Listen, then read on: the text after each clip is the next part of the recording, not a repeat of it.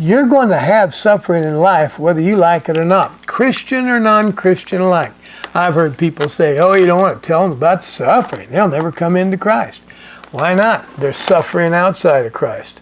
And so if you have a promise that says you can walk through these struggles and gain, that's better than walking through or struggling through them and ending up with nothing but fear and frustration. That's what happens in the world without God. With God, we've got help. We've got a great Holy Spirit who works with us. We've got the presence of Jesus on the inside. We've got all that we need to get through the struggles of life so we come out of it stronger, happier, healthier, and just better off for it, better off for it all the way around. So, that I may know him, that's a promise. I mean, that's my request to God. Lord, I want to know you and the power of your resurrection and the fellowship of his sufferings. Now, let me talk about the fellowship of his sufferings a little bit. We worry about sufferings. Does that mean we're going to have to be whipped and scourged like Jesus was and put on a cross? No. That, as a matter of fact, is what Jesus called his passion. He came to do that. He did that to free us of our sin. He came to do that to free us of all the things that's trying to destroy us, to get us free. And so that was his passion. That was his purpose for coming. Isaiah 53:3 tells us how Jesus suffered. Listen to this.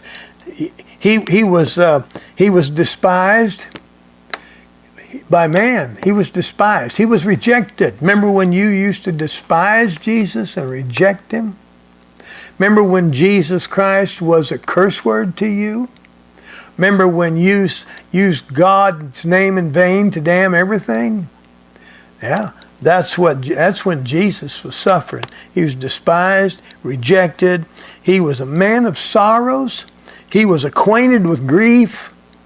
He was ignored, and no one at the time valued him at all. Did not value him. Now let me ask you this. You ever had any sufferings like that? You ever felt rejected? You ever felt despised by somebody else? Doesn't feel very good, does it? Did you ever feel like people weren't giving you any credit? Or maybe they weren't giving you any value, never thought you had value to life at all? Those don't feel very good. See, there's the sufferings of Christ. And it says, if I'm going to know him and the power of his resurrection, I've also got to know him in the fellowship of his sufferings. The word fellowship, there's the word. It's from koinonia, which means personal interaction. We've got to talk to him about what we're suffering. If we're going to join Christ in the fellowship of his sufferings, that means we've got to talk to him about what we're feeling. We've got to share with him what's going on inside our heart and inside our mind. Lord, right now I feel like everybody's despising me. Or right now, Lord, I feel worthless. Or right now, Lord, I just feel like nobody cares for me. I'm unloved. Whatever it is, those feelings are very real. Quit running from the feelings and begin to embrace them and recognize that it's through those negative feelings that you're going to enjoy growth and maturity and peace like you can't imagine. See, so that's how, if you're going to know Christ, you've got to fellowship with him in those sufferings, because those are the sufferings of Christ as much as they're the sufferings of you. When his people suffer, he suffers. So you've got to fellowship with him in that suffering. Do you understand? Because if you don't fellowship with Christ in those sufferings, you won't ever know Christ. That's how we get to know him, to experience him, to make him a personal friend, to make him a personal Lord over all our life. That's when we really begin to trust him. That's when we really begin to identify with him. And there's where we lose our shame of being a Christian and our fear of being a Christian, and recognize because of Christ, we have things going on for us that the world can only dream about. But you and I can live it. You and I can shout about it. You and I can enjoy life, the life Christ came to give us, merely because we can suffer, fellowship with him in his sufferings, and come out the other side wiser, healthier, more peace, more joy, a greater sense of self-worth than you can even imagine. As a matter of fact, you'll like the skin you're in better on the other side of suffering than you did before you ever began to suffer. See, the enemy's not going to let you skate. Nobody comes to Christ and just merely skips his way to heaven. No, there's a price to be paid. There's some growth to be had. There's some suffering to take place. And if you're not willing to suffer, then I wouldn't count on the eternity being very, very pleasant. So, 1 Peter 4:1 talks about a value in the suffering that may be hard to believe by some, but let me try it anyway. 1 Peter 4:1 says this: "Therefore, since Christ suffered for us in the flesh, arm yourselves with the same mind, for he who has suffered in the flesh has ceased from sin." Think about this.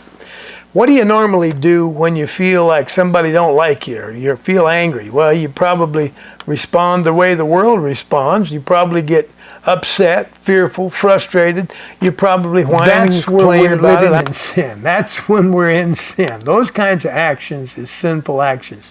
Another thing I used to do all the time, things didn't go my way, I'd blow up like a bomb going off, and I'd wreck or destroy anything I could just to get the junk out of me. Just, I express my anger in a very volatile way. That was sinful living. That's when I sinned. 1 Peter 4:1 says, let's do it again, "Therefore, since Christ suffered for us in the flesh," we've got to arm ourselves with the same mindset that says, if you're willing to suffer in the flesh, you've ceased from sin.